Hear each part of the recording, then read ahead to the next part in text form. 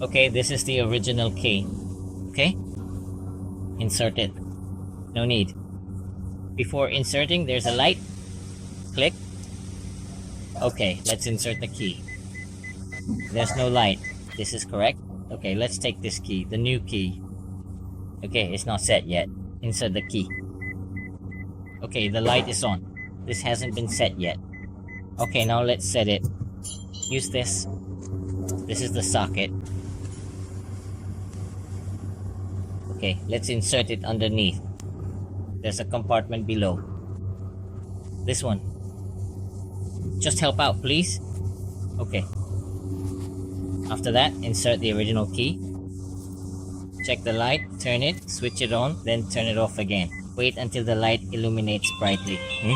Then, carefully insert the new replacement key. Okay, check the light. Turn it off, then turn it back on. This is already okay. The key can be pulled out. You can remove this again. This can be taken out. Okay, it's done.